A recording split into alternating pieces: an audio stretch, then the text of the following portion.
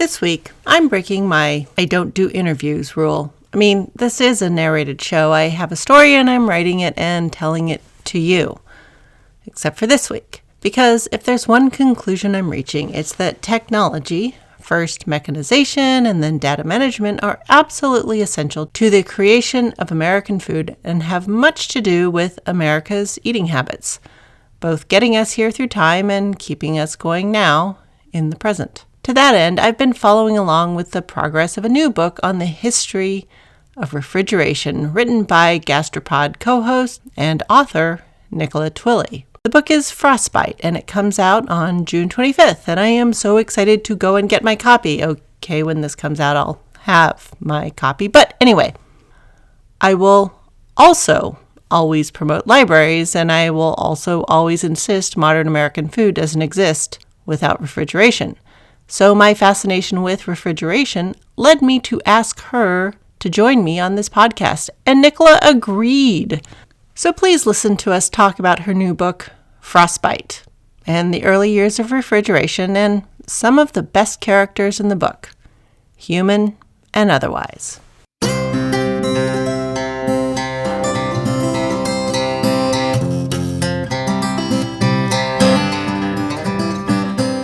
So welcome to a very special episode of the History of American Food. I never interview people because it's just me talking about the history of American food. But I have made a very, very important exception for Nicola Twilley because she has written a book about the history of refrigeration.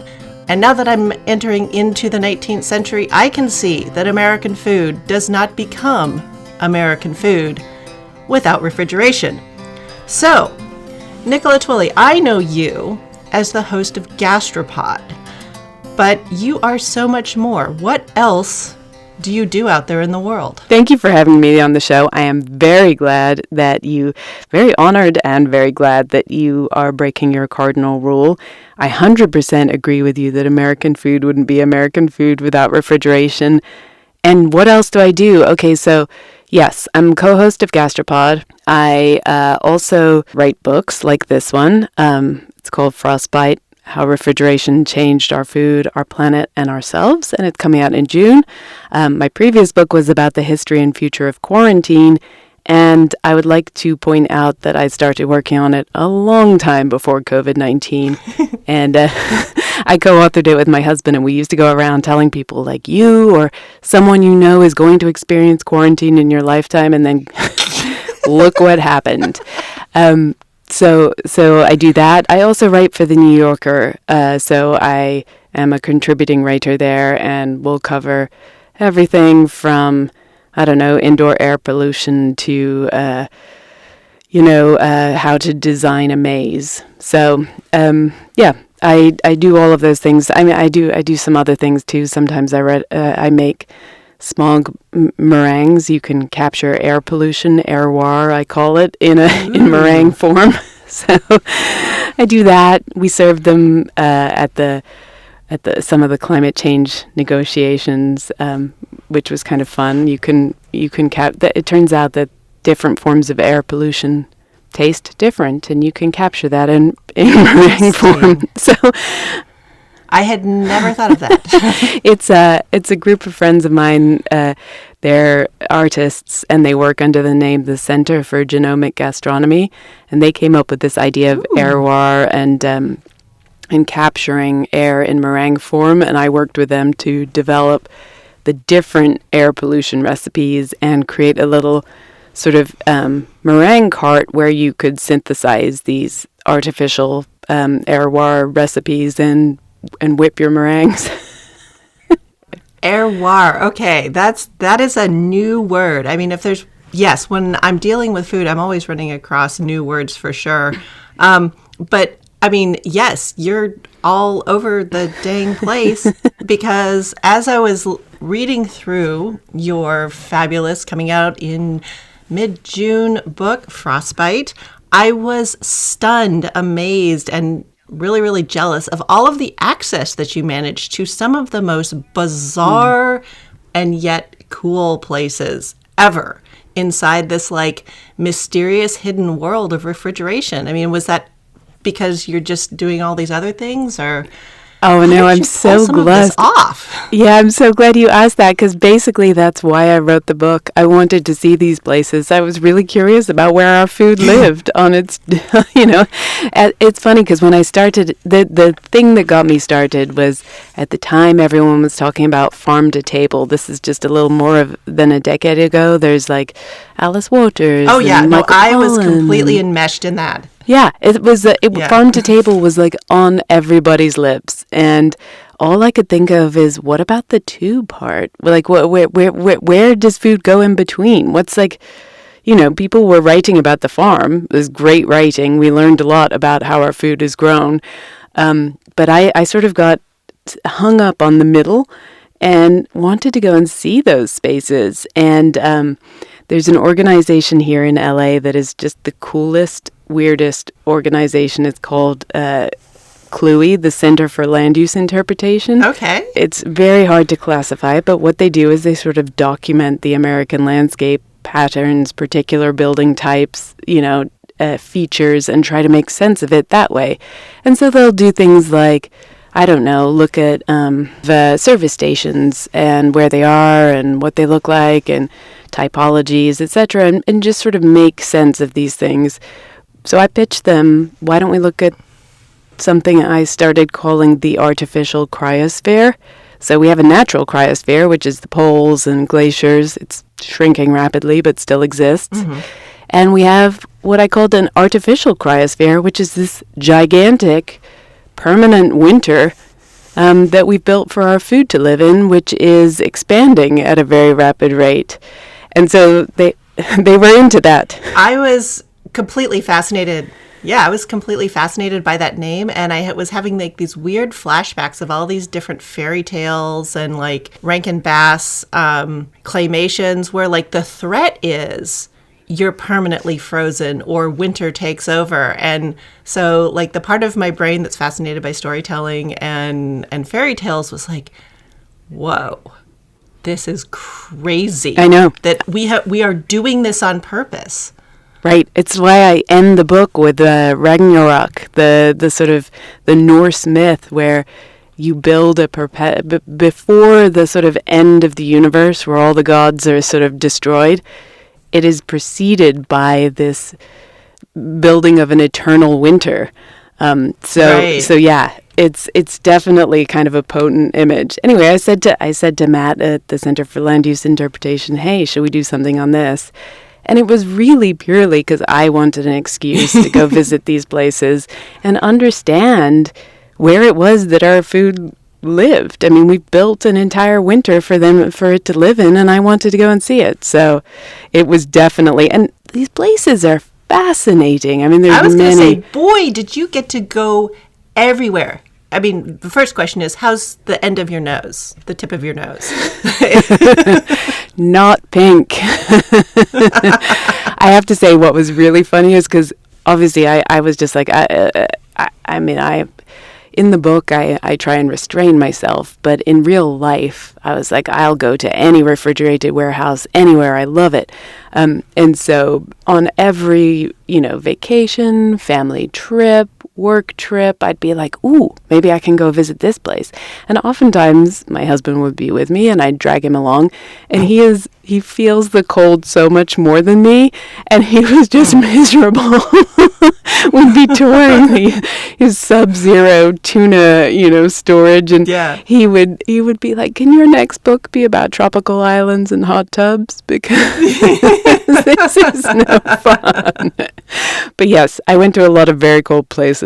So in doing this, as you went along, did you start to distinguish between our ice age and then our mechanical refrigeration age? Because that's how I'm starting to divide it up in my mind. Did you see a difference between those two? Oh, definitely, yeah. And it was quite a conceptual leap for people. The ice age goes there. I'd even split the ice age up. Ooh. So there's a huge, long history of ice usage where, people have known for a very, very, very, very, very, very long time that ice will stop things from rotting. I would say tens to hundreds of thousands of years Exactly. is a safe way to say it. Like essentially since the beginning, cold temperature has been our ally in preserving food. And over time, this kind of precious, rare, ephemeral, seasonal kind of phenomenon in most places don't have access to a ready source of natural cold. People worked out how to store it. Mm-mm. People, paid a fortune for it to be brought down from the mountains. Ancient Romans would cool their wine slushies with some snow brought down from the mountains, but it was small scale.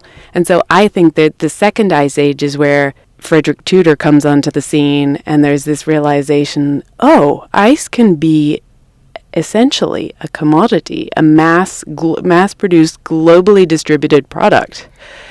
And that is a huge breakthrough. Okay, because I was wondering if the second ice age is when we started making ice out of season, but I like your division into just like a plaything of the rich and no, a business. Right. And really, that is a huge division because in the 1800s, the early 1800s before Frederick Tudor gets going, it's the finest minds are considering the problem of food preservation, and they are not thinking that cold is a solution.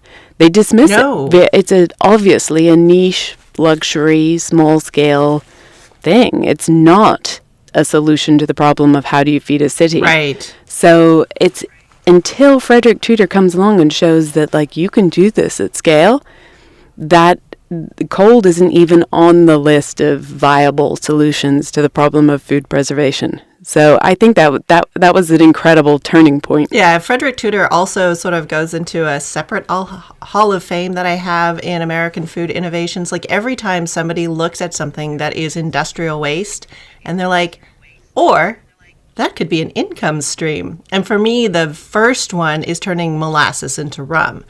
But he turned sawdust from industrial waste into a commodity, which is always this. He's a genius like that, because also, frozen water, the thing I love about Frederick Tudor, and there are many things, because, he was quite a character. The product of this ice, no one could figure out how to tax it because it was harvested, right? They called it the ice harvest. That cracked me up so much. But it's not food, obviously. And then people were like, well, maybe we should classify it as a mined product and tax it that way. But it's not really, no. So basically it was a tax-free. No one knew how to tax it. It wasn't manufactured. It wasn't mined. So no one could tax it. He had this system where, he used the sawdust that was clogging up the waterways in New England. He used that as his insulation. He used the farm workers out of season in the winter when they didn't have something else to do. He used the ship's hold, which leaving New England, because there wasn't a lot manufactured there and there was a lot imported to there. So leaving New England, oftentimes a ship owner would be actually using rocks as ballast and having to dump them when they got to their destination. So having ice, even at a cut price rate, was an improvement. Oh, yeah. And so he takes advantage of all of these little, otherwise, no one would have seen these as opportunities. To see all of them together and put it together in an industry is amazing. Yeah. I don't think he had some master plan when he started out. I think a lot of these things a lot of these things emerged. Yeah, he made for himself along the way. His whole thing about bringing ice to the Caribbean and being like, fine, I'll just give it away free and then I'll take it away. This whole you don't think you need it until you don't have it. And that's exactly. He's like, no one who's ever had a cold drink on a hot day can, once they've had it, they can't go back.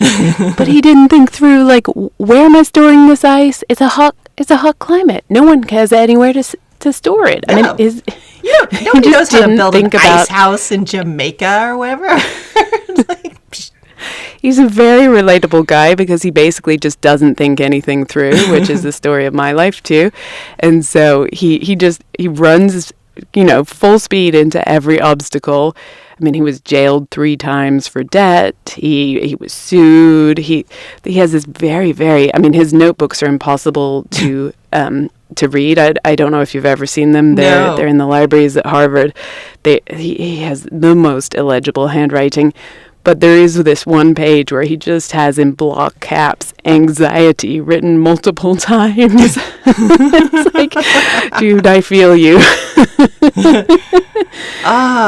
Now, so Frederick Tudor was like, he starts this whole thing rolling and turning it into a commodity, which I think is super cool. And then, it becomes part of this idea that we can just like move stuff around because, the railroad happens and motorized ships happen. So like schedules and everything. But at this point, everybody's only using ice to keep things above freezing. Like they're not freezing stuff with ice for the most part.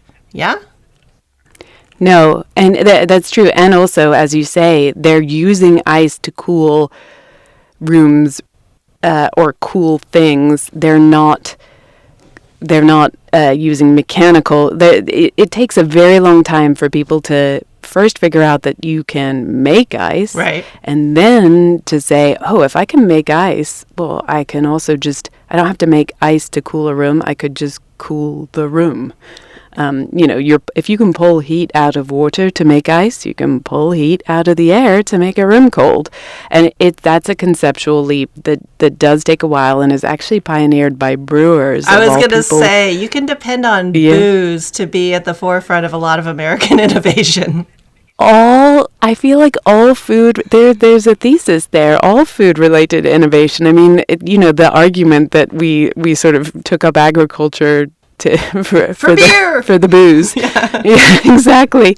Well, I mean, in some ways, we took up refrigeration for the beer too. Right. So there's even an argument to be made that the first thing transported in a shipping container was beer. In which case, we took up globalization for the beer. For the beer. Well, I think we took up globalization for the spice. I am willing to die on that hill. It's true. For the spice, and then for the meat. But the beer was in there, so. The beer was definitely in there, but sort of like distillation was just something a bunch of weirdos did in their back shed until somebody's like, but what if I distill beer? And then all of a sudden, everybody wanted to become a distiller. So that I really feel like that's what mainstream distillation.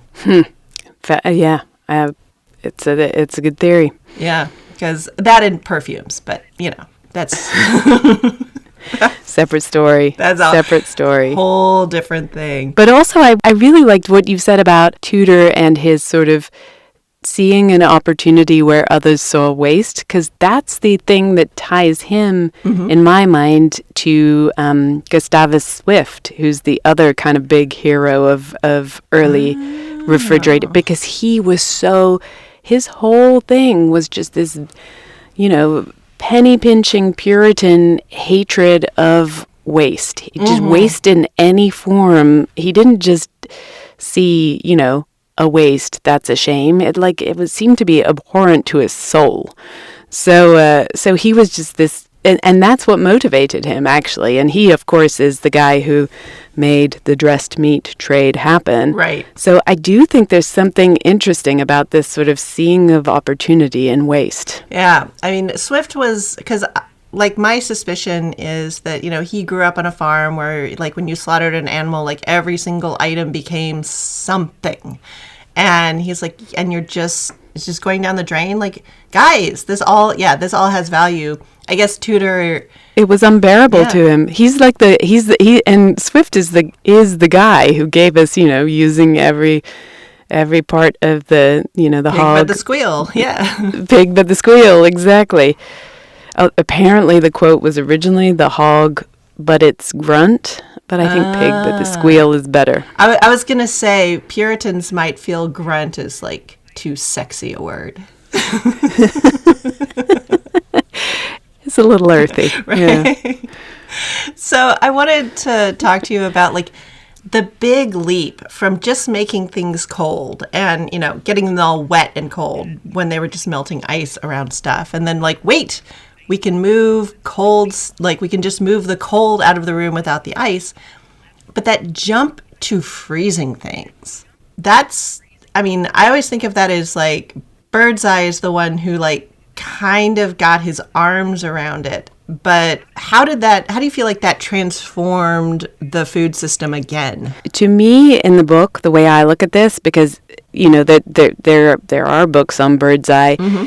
he genuinely does seem to be the one who, with all of these things, there's always a bunch of people working on this, and always lots of people have tinkered with it and not quite figured it out. And it's always someone who just kind of manages to stick at it long enough, be in the right place at the right time, and have the resources, who get sort of named the father or mother of this thing. Right. But Birdseye is that for freezing. What's interesting to me about the Birdseye story is he manages this quick freezing process. Wow, exciting, great, about to revolutionize things. Mm-hmm. And a bit like Tudor, it's like, oh, crap, I have no way of distributing this. Because when he files his patent in, 1927, mm-hmm. and plate freezes haddock fillets, and he has no way to get them to people in the middle of the country, because at the time, we were still using ice-cooled refrigerator cars. Yeah. And that doesn't give you a cold enough, consistent enough temperature to ship a frozen product. So for me, it's a really interesting example of someone who couldn't really make money off that technology till post-war, when you get the ThermoKing and Fred McKinley. Electricity. Exactly. But more importantly, a mechanically cooled refrigerated truck and rail car, which was totally made possible by Fred McKinley Jones, who's this kind of unsung hero. It's funny, everyone's heard of Birdseye.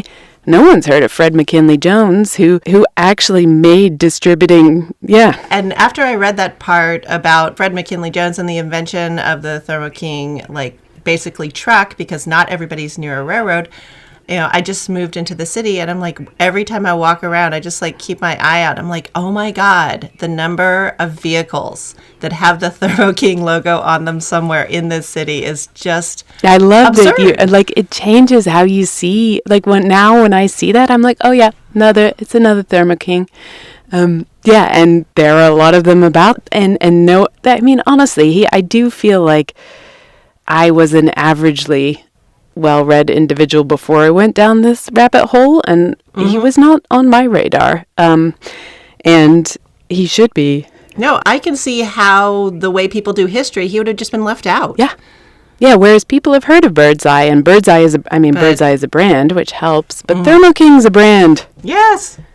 Anyway. What's not appealing about the guy? He was a race car guy. He was a military guy. Oh. He was the inventor of the freezer truck. Come on. I have a huge soft spot for him, actually, because he just seems like he was, there's so many lovely moments in his story. So he was orphaned at a very young age. Yeah. He is at least on one side African-American, does very totally self-taught guy, basically hardly any schooling, mm-hmm. but he teaches himself engineering, figures out how to make race cars. He ends up through a series of sort of almost accidents in this tiny town in northern Minnesota. And just crazy. What I love is the newspaper. The newspaper from this town basically reports on all his inventions, but always mentions that he is the only colored boy in town. And even mentions every time the guy who he's working for, his name, and kind of occasionally mentions Jones's name. And I'm just wow. It's nuts. And he is such a lovely. He seems. He clearly just loved what he was doing, and it was a time of great prejudice still. I mean, you could argue we live in a time of great prejudice still, but when he was brought by the U.S. military to D.C. after the Second World War, where U.S. troops had used his ThermoKing unit, they were brought to, experts and engineers were brought to D.C. to design, ThermoKing 2.0. He was among them. Everyone else gets put up in a fancy hotel. He has to stay in a Jim Crow one. Yeah. And they used his design. Yeah. This is the era. But he just does his thing. Yeah. When the guy whose business, Joe Numero, when the guy he works for, first brings him into the room with the engineers and introduces him, he's so nervous about what these all-white engineers are going to say that he leaves. Chicken. And he comes back a couple of hours later. I know, total chicken. Comes back a couple of hours later. The room is deserted. He's like, oh, crap. Yeah.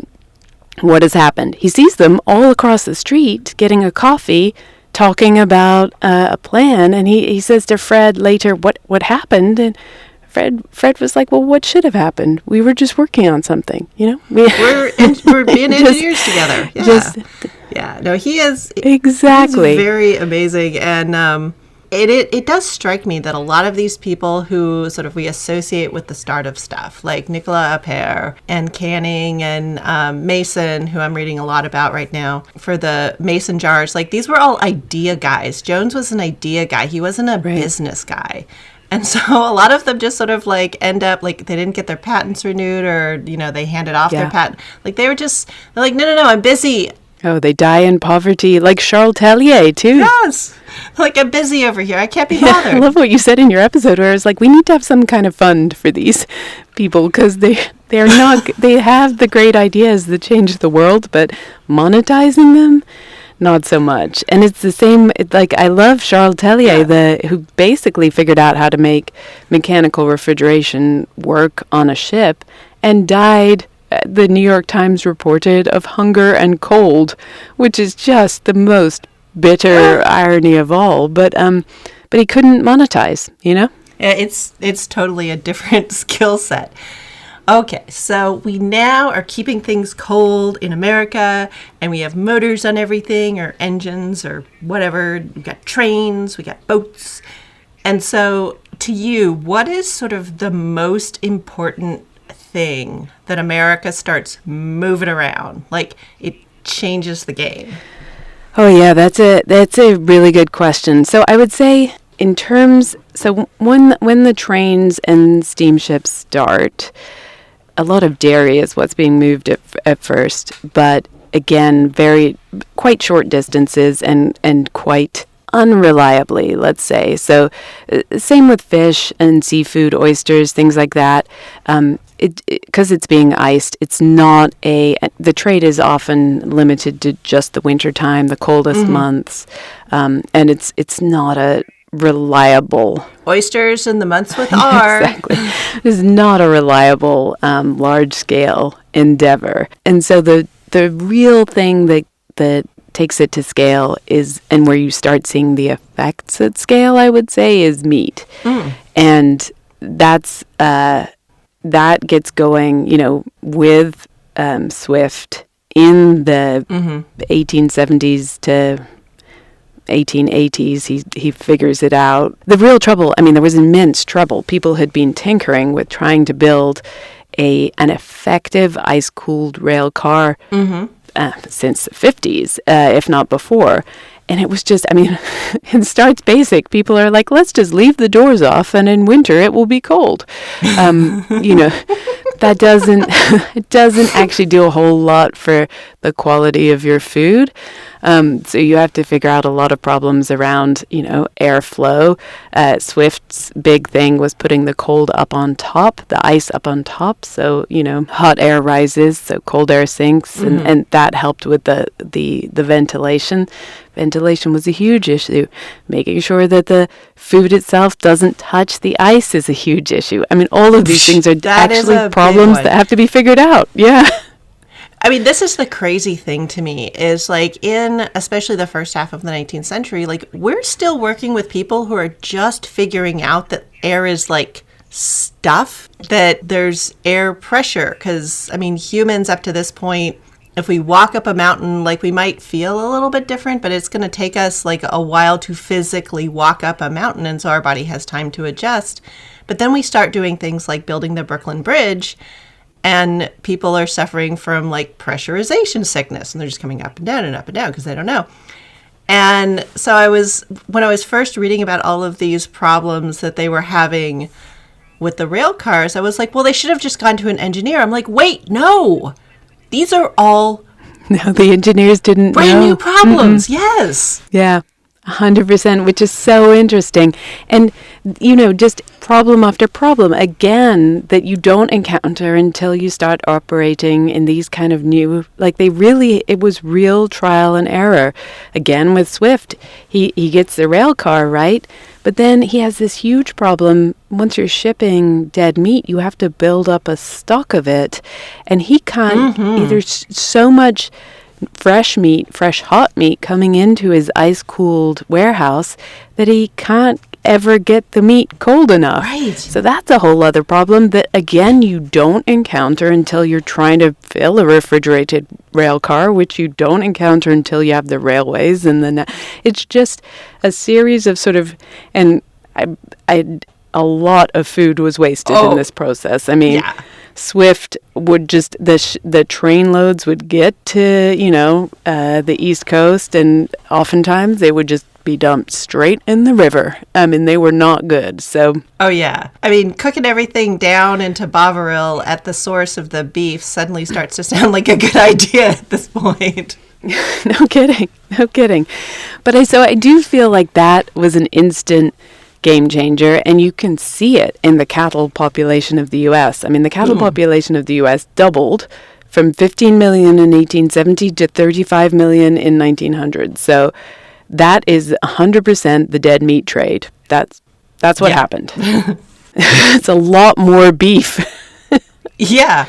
I mean, and it just amazes me. Like, it completely altered the geography of the country. The geographic gravity of everything changed. I mean, Chicago kind of being like, well, this is the most sensible part for all the meat to come to, so we can ship it out of here in both directions. I'm just like, what mad person, like, this is the FedEx of its day. No, we'll send everything to Nashville. Like, what? And all of these things had to come together in order for this to, like, suddenly Chicago to be the dead meat center of the country. Yeah, and the geographic implications are incredible because it's so interesting. I mean, like you say, then suddenly, okay, it makes a ton of sense to raise cattle in places like Texas at scale, in places where there aren't people. So suddenly it became, you can grow a lot of food, grow a lot of animals in places where there aren't enough people to eat it. And so, you get ranching in Texas and the plains. That in turn contributes to sort of the ongoing displacement of Native Americans and the bison on which they depended. It's so interesting because then the farmers on the marginal land that previously were close enough to cities to supply them, but now can't do it economically, they get put out of business. And that's something that's so interesting, especially in the UK. You saw this with the rise of the frozen meat trade. It pretty much the 2/3 of the meat on sale at Smithfield Market in London was from the UK. The other third was shipped live from Europe. Okay. By the end of the century, that is completely 100% gone, and it's almost all imported from Australia and New Zealand. I mean, New Zealand was failing as a colony until the frozen meat trade came along. So you have the colonization of New Zealand to thank. That has dead meat to thank. Irish independence. This is one of the most extraordinary things. Yeah, I mean, the Irish shipped live cattle to London. That was a huge source of meat for the British. And once the dead meat trade comes along and you can get it much cheaper from the colonies in South America, there's a huge problem in Ireland The tenant farmers are going bust. The landlords are unhappy about their tenant farmers going bust and realizing this is going nowhere. The tenant farmers are unhappy. They're agitating. They're getting politically unhappy. Put it that way. The landlords realize we need to get out. Let's get out while we can still get the British government to pay us some compensation for our land.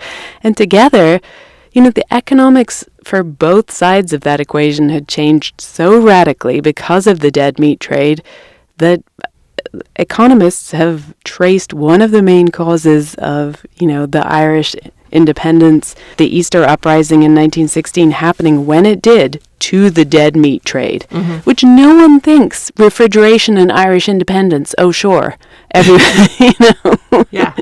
Well, and it was so interesting to me because, they'd already done this once before when they were shipping all of the corn, the grains out of Ireland and expecting the Irish to live on potatoes. Potatoes, exactly.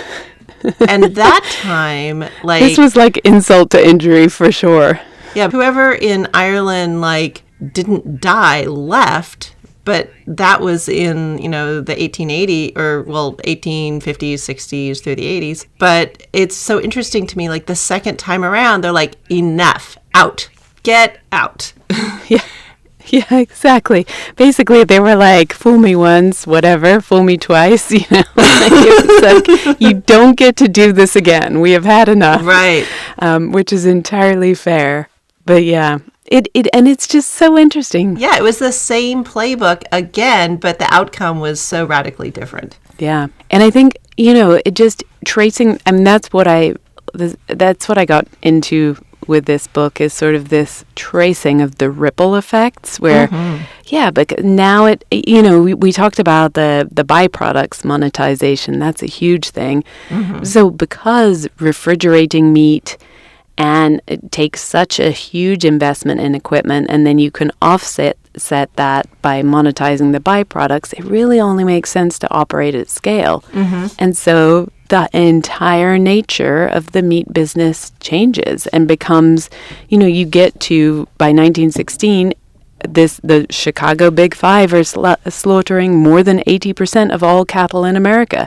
That's just nuts. More than 8 out of every 10 cattle that are killed in the entire country are being killed in Chicago, which makes it unsurprising that the Chicago River then becomes so polluted that they have to change its direction. So, right. Wow. Yeah, but it's just this centralized, that it doesn't make sense to centralize like that until you have the ability to refrigerate. And once you do, it only makes sense to be centralized and at scale because of the economics of it. So it just has its own logic. Yeah, it was funny to me, kind of, because right now I'm really focused on canning while I was looking at this. And I started to think about because that was the first time. If you do canning, that was the first centralization, because if you're going to do a canning, you need enough stuff to make the whole shebang worth it. And then super double, triple, quadruple down on it with refrigeration. And I'm wondering how much in the U.S. the whole science and culinary development of canned foods was short-circuited in the U.S. by the advent of refrigeration, or we just don't know how to season food. That's a really interesting question. I often feel like refrigeration sort of came along and silenced all other, options. It's sort of at the end of the book, I talk about this a little. It sort of, when the expression, when you have a hammer, everything looks like a nail. Yes. Yeah. Refrigeration sort of ended up being like that because it works. And, it has a lot of downsides, as I talk about in the book, but it works. And so, why look for we know how to do this. We have and we built the infrastructure and, right. Why not? And so it does feel as though it has sort of shut down research into like people were like, oh, great, food preservation is done. We are done. Yep. And it's really interesting. Yeah, when when I started working on this book, the most recent book on refrigeration that wasn't like a textbook for, engineers, but was like a look at the topic, had come out in the 1950s. and in it, the guy writes, well, refrigeration is top dog for now, but, maybe it won't be. I mean, the story of food preservation is relentless innovation, and, like, I hear freeze drying is really great. Obviously, freeze drying is, it's sort of astronaut ice cream and not much else, I guess. But it has its uses, but, yeah, they haven't come up with the killer app yet, for sure. Backpackers! Exactly. But he was fully expecting refrigeration to only be one step on humanity's food preservation journey. And I think it will only be one step on our food preservation journey. It's just that we've got stuck here. Yeah, it's what we're doing now. And yes, I think your point that we have invested so many resources into it. Yeah, like it's the new hotness. And so you got to be cold to be cool. Exactly. Yeah, no.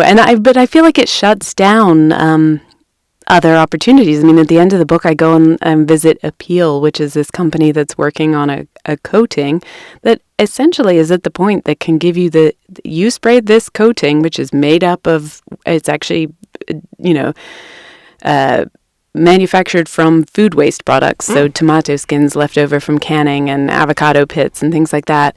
And they manufacture this coating, they spray it onto produce, it gives 4 times the shelf life at room temperature. Well, 4 times shelf life is the refrigeration gold standard. So it is doing what refrigeration does at room temperature. Right. And so you think about things like tomatoes that have flavor differences and texture differences, like once you drop them down. Oh, peaches should have a coating. They should not be in the fridge. No. But the guy who came up with this idea is like, listen, the mantra in the produce industry is cold chain, cold chain, cold chain. And did I mention the cold chain? Like that is what... Right. Your point at the beginning of the book that, people are now suspicious. Well, why wasn't it refrigerated? Exactly. It can't be fresh if it's not refrigerated. In fact, like that, and this is a 180 flip from the early days of refrigeration. In the book, I described this banquet that was held with serving only food that was kept in a refrigerated warehouse. And it was a whole PR exercise to basically show that you could eat a refrigerated meal and live. But the headlines are like, nothing was fresh. And today, we're at the point where if it doesn't have to be refrigerated, there's a suspicion that it's not really fresh. Yeah, it's sort of like me realizing don't put your basil in the fridge. It gets black spots and icky. Yeah. Whereas if you leave it out for a couple of days, it's fine. It's fine. I spend some time at the end of the book actually, thinking just both like the Appeal thing is sort of a mass solution that could work at scale. People are redesigning food storage for our homes. There's this South Korean designer who has a project called Save Food from the Fridge that I love. That is just like a lot of food doesn't like the fridge. It's a one-size-fits-all environment. No. It's not the best place. And if you know something about how food grows and metabolizes, you can build better storage and it will last longer. And hers look prettier too. So, but there's this sense that if it's not in the fridge, it's not safe. This is, and having had a Google alert on the word fridge for more than a decade now, I can tell you that most discourse on the internet is about whether you should keep peanut butter in the fridge, whether you should keep ketchup in the fridge. Soy sauce? Yeah, exactly. Soy sauce. People get so upset about this. And it's like, gosh, it's not the magic box you think it is. And, magic box for sure. I think maybe Americans might have an appetite for this like differential storage thing because of the people installing like the fridge drawers about their kitchen. So like instead of them all being refrigerator, one could be, the root cellar drawer. One of them could be the egg drawer. One of them could be the peach drawer. That sort of stuff. Yeah, and especially if you told those people you're going to get more nutrients out of your vegetables stored this way. Because Americans love the health story. Yes. I love the deliciousness story. It's going to be a lot better tasting. But people really do love the health story, so. That's where we are now. Okay, so I have 2 other questions for you. First one is, what is the loopiest detail that just didn't make it into the book? God.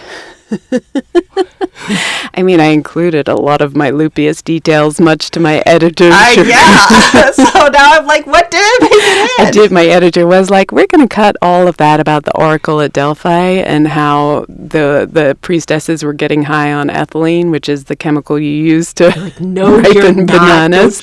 I was like, no, we're not. So that's a pretty loopy detail that's in there. Let me see. I mean, I went down a rabbit hole on how bees are transported under cold storage. There's, I mean, I try to, once I have let these things go, you have to kind of put them out of your mind. Otherwise, there's a sadness. But yeah, there's I did keep a lot, and there's some work going on in the footnotes. Okay. I got to keep the detail of the guy whose gravestone says he died from drinking a beer that was too cold. Oh, yeah. Read the footnotes. Everybody's listening to this. Read the footnotes. They are gold. There's some, and then his grave stone turns out to be like it inspired the founder of Alcoholics Anonymous, and turns out to be this sort of site of pilgrimage for AA members, which is this whole. And I was like, this is really too much of a detour, but I'm going to stick it in anyway. But yeah, there are a lot of separate. I guess I would say, I went to cranberry cold storages and a lot of fish stuff and just incredible places and stories that they can't all go in. I mean, so yeah, it's sad, but I am actually resuscitating my old blog to share some of that stuff on there as the book comes out. So nothing ever dies, as we know with cold storage. There is no death. Be sure to send me that, and I'll stick that information on this episode to make sure people know about it. Awesome. Okay, now this one's my selfish one. So in sort of my exploration of the last 200-ish years of American food so far, I'm beginning to think that the epitome of at least first quarter century, 21st century food is the spicy fried chicken sandwich with pickles. What are your thoughts? Oh, wow. Okay. So wait, give me the time period again. So this first quarter of the 21st century. This century we're in now, like all of American food has been leading to this food item. Like everything we've gone through has led to this. And I think it is the spicy fried chicken sandwich. Okay, well, you have a lot going for you with that theory because there's a lot going on with chicken in the first place. Yeah. Just the entire process that turns chicken into this, the cheapest meat there is a very American story. Fried chicken is a very American story and a very African American story. So we're bringing in that history of entrepreneurship that's woven in there. So I like where you're going there. The spice and the pickle and the sandwich, obviously for portability and eating on the go. That's 100% all American. The pickle is interesting. Is it what? Talk me through your own logic. Okay, so yeah, like everything you're talking about there, like all of that. The pickle is sort of this holding on to the past, but also salt. we have to have our salt. And then the spicy is what makes it 21st century uniquely. Gotcha. Up the until, rediscovery of spice. Right. And, you know, now that we're sort of starting to embrace the fact that other people who are not, you know, English and German also have food voices, and we might want to pay attention to them. I also, you know what, there's a refrigeration angle here because we're washing our, I mean, there are lots, but we're washing down our chicken sandwiches with a cold beverage. That's often. True. Yeah. An icy cold beverage. And it's a little known fact that our receptors for bitterness and umami and sweetness are they are disabled by cold. So under 50 degrees, you're not tasting, even if something is super, super sweet, you are only tasting a fraction of that, which is why if you have a warm Coke, it's so sickly. Yeah, or you talked about like how sweet melted ice cream is, I think. Exactly. And so I think, you know, the sugar in the bun, for example, that is on this fried chicken sandwich, that is there because it's being washed down by an ice cold Coke. Also, you know, that extra zing of the salt and the spice has to be there because I think a lot of the umami of the fried chicken sandwich is being dialed down by the coldness. Yeah. So I'm just going to add that in there just to, you know, because everything has to be connected to refrigeration. But yeah, but I like that. And for me, yeah, the emergence of the fried chicken patty is like so much of refrigeration and electricity technology goes into making chicken into this like patty commodity, whether it's like meat or whether it's like the extruded meat, either one. Well, totally. And that again, that kind of extruded sort of what do they call it, recovered meat, where you get it off the bones at that you know, and then kind of form it together and patty-fy. Exactly. I'm like, what is the right word here? But that doesn't pre-nuggets. That doesn't make any sense unless you're slaughtering at scale. And once you're slaughtering at scale and you can monetize that kind of recovered meat from the bones, then you get patties. And it's the story of the burger, it's the story of the nugget, and definitely the story of the chicken patty. Yeah. Yeah, I have an interesting sort of ongoing thing about, you know, people who are complaining about what they're calling fake meat, whether it's, you know, the lab-grown stuff or the vegetable-based stuff. And I'm like, a lot of the meat or meat items that Americans eat, like, we don't care where that meat came from. It's not like the nice steak on the nice night out. I just want some chicken nuggets. Then why does it have to be an animal in there? You just want the nuggets. Right. And so I think that is the perfect place for that kind of stuff. And that may change this whole cold chain need because a lot of that can just be produced, at least the part that needs to be refrigerated, closer to the source or closer to consumption, I should say. Right. You could have vast tanks of this cultured meat on the outskirts of cities. And so it would be a very different cold chain. You're completely right. I do think you are undoubtedly aware of the work of William Cronon and his sort of analysis of how Chicago kind of, you know, emerged from its resources. But one of the things he says about the refrigerated rail car is that forgetfulness was among the least noticed and most important of its byproducts. And I love that because slaughtering... Yeah, he's in my future. Oh, so you are going to... Yeah, that's a good time guaranteed. So, but, I mean, it's all tragic because humans stuff everything up repeatedly, but it's a great read. But, you know, when animals had to be slaughtered in cities, which they did until the invention of the refrigerated rail car, people had a very visceral sense of what it took to get meat.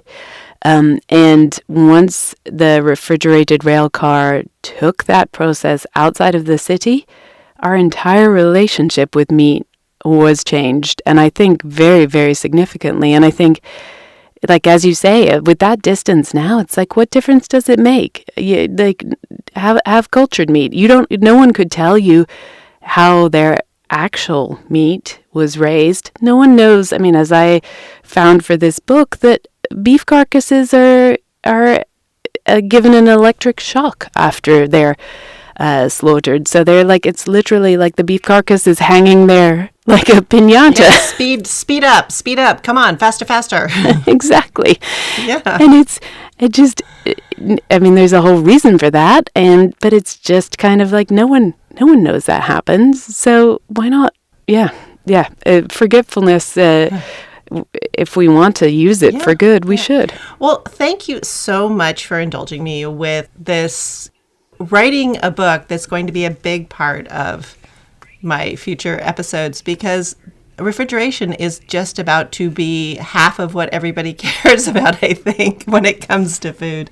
Well, I am excited as you make your way through this, because there's so much. Yeah, you will undoubtedly uncover a lot of great stories as you go along. So, and I know, of course, I'm biased, but I really think it genuinely transformed what we eat and where it's grown and our entire relationship to it in ways that have been really underexplored. So, yay. Yeah, I hope you are not done with this in different ways, shapes, and form, because I think there's more to the story, but this was a super duper start. So, wow.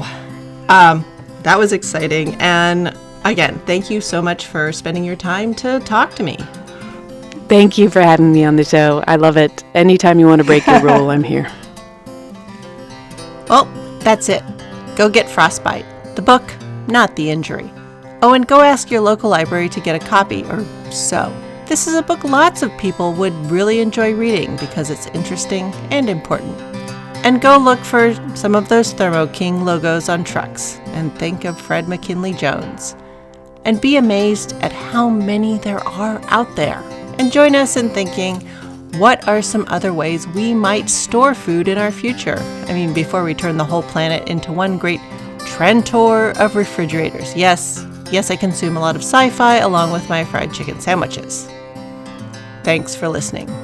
Any email, questions, or quibbles will continue to reach me at thehistoryofamericanfood@gmail.com. Downloading the episodes helps me know that you are out there, but even better than that are your reviews. Let people know you're listening and enjoying the show, or at least find it interesting. And as always, I am doing that deep dive into the 19th century with my co-host Jamie Lewis of Plague of Strength in our much looser and rather wilder podcast, Prize Fighters, Circus Freaks, and Gangsters.